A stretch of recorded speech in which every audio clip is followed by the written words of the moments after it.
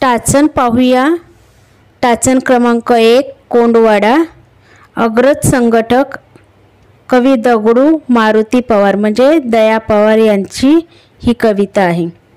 आज विषाद वाटतो कशा वागविल्या मनामनाच्या वेड्या, गाळात हत्तीचा कळप ऋतावा तशा ध्येय आकांक्षा रुजलेल्या, शेखाली हात होता तरी हो नाही फोंडला हंबरडा, किती जन्माची कैद कुणी निर्मिला हा कोंडवाडा, कैद्यासारखी ताटवाटी आपणच आपली लखलखी तट करावी, नेहमी आपला परित्यक्त कोपरा वर तलवार टांगलेली, पुढे सरकावे तर एकच गहजब, याने स्वयंपाक खोली बाटवली, आतल्या आत घुसमटायचे आपण कोण, काय आपला गुन्हा, आलो कोठून, अश्मयुगाच्या घनदाट काळोखात बघावे पुन्हा पुन्हा, खरंच कशाला झाली पुस्तकांची ओळख, बरा ओहळाचा गोटा, गावची गुरे वळली असती असल्या इंगळ्या डसल्या नसत्या। याप्रमाणे ही कविता आहे। यामध्ये पद्य भाग आपण घटक आहे आणि उपघटक कोंडवाडा। इयत्ता 9वी साठी आपण पाठटाचन पाहूया। शिक्षक कृती आणि विद्यार्थी कृती दिलेली आहे। शिक्षक कृतीमध्ये आज आपण दया पवार यांची कोंडवाडा ही कविता शिकणार आहोत। कविता शिकण्यापूर्वी या कवितेतील महत्त्वाचा विचार प्रथम मी तुम्हाला सांगणार आहे। तसेच या कवितेतून आपल्याला कोणत्या गोष्टी शिकावायच्या आहे ते पाहण्यासाठी मी फलकावर काही मजकूर लिहून आणलेला आहे, तो प्रथम आपण समजावून घेऊया। ही पहिली पायरी असेल ज्याच्यामध्ये शिक्षक अध्यापनाचा हेतू स्पष्ट करतील। अग्रज संघटक जो आहे त्यामध्ये जाती धर्माची बंधने कडक होती अशा काळात, ज्या काळात दलित समाजातील माणसांच्या वाट्याला सतत दुःख, दारिद्र्य, अन्याय, जुलूम, अस्पृश्यतेचे जीवन वाट्याला आले होते, त्यामुळे शिक्षणापासून हा समाज वंचित ठेवला गेला। डॉक्टर बाबासाहेब आंबेडकरांनी दलितांचे नवे आत्मभान निर्माण केले। शिक्षणामुळे सुशिक्षित दलित तरुणांच्या मनात जातीबंधाविरुद्ध क्रांती निर्माण झाली। याच आधारावर या दलित पण सुशिक्षित तरुणाची व्यथा अत्यंत तीव्रतेने कोंडवाडा या कवितेतून दया पवार यांनी मांडलेली आहे। शिक्षक अग्रज संघट सादर करतात। शिक्षक संघटकाचे वाचन व त्यातील वैशिष्ट्यांची विद्यार्थ्यांना ओळख करून देतात। शिक्षक काही प्रश्न विचारतील, त्यामध्ये दलित समाजाला वाट्याला सतत दुःख, दारिद्र्य, अन्याय, जुलूम, अस्पृश्यतेचे जीवन का आले होते, विद्यार्थी वैशिष्ट्यांची ओळख करून देतील, उत्तरे सांगतील। त्या काळात जाती धर्माची बंधने अतिशय कडक होती। शिक्षक त्या काळात दलितांना शिक्षण मिळत होते काय, विद्यार्थी स्वतःची उदाहरणे देतात। उदाहरणार्थ त्या काळात दलितांना शिक्षणापासून वंचित ठेवण्यात आले होते। शिक्षक दलितांना न्याय हक्काची जाणीव देण्याच्या कामी प्रयत्न करणारे समाजसुधारक कोण, विद्यार्थी सांगते डॉक्टर बाबासाहेब आंबेडकर।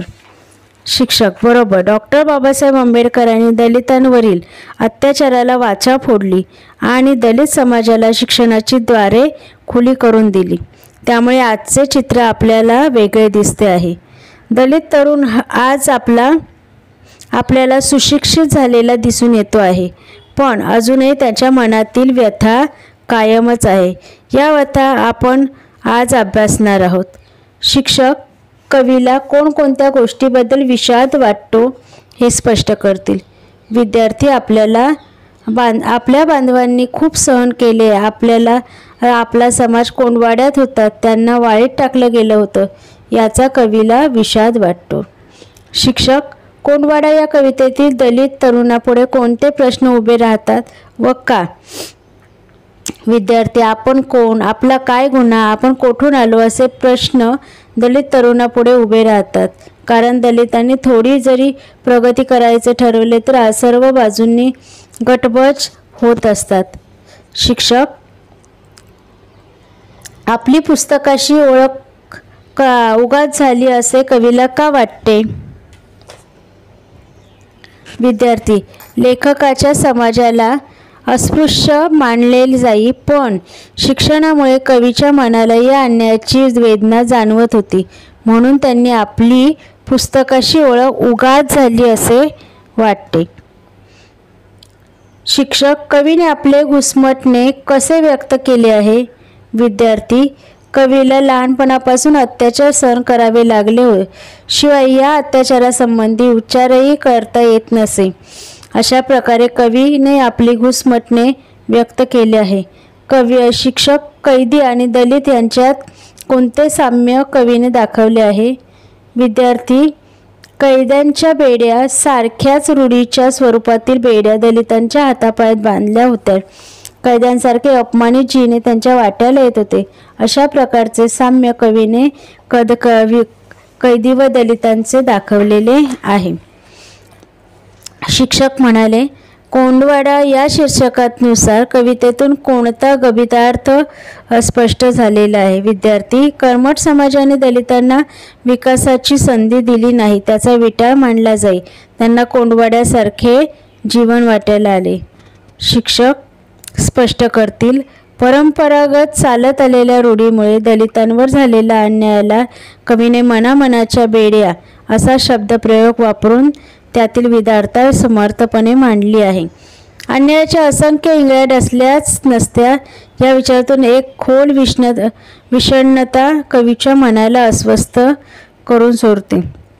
या कवितेतून सामाजिक अडसरांचे निर्मूलन, अन्यायाविरुद्ध प्रतिकार करण्याची ताकद, सामाजिक समता, सामाजिक न्याय याविषयीची जागृती व्हावी या उद्देशाने प्रस्तुत कविता सादर केली आहे. यामध्ये दुसरी पायरी जी आहे ती शिक्षक अध्ययन साहित्य सादर करतात. संपूर्ण कवितेचे प्रथम वाचन करताना शब्दरचनेतील कोमलता, भावपूर्णता, मनातील चीड या सर्व गोष्टींची दखल घेऊन वाचनातून त्याची उकल करतात. मात्र यावेळी विद्यार्थ्यांची पुस्तके बंद असतात. शिक्षक संपूर्ण कवितेचे पुन्हा सादरीकरण करतात. विद्यार्थी पुस्तकात पाहून शिक्षकांबरोबर मनात वाचतात. शिक्षक विद्यार्थ्यांना पुनश्च मनात वाचायला सांगतात.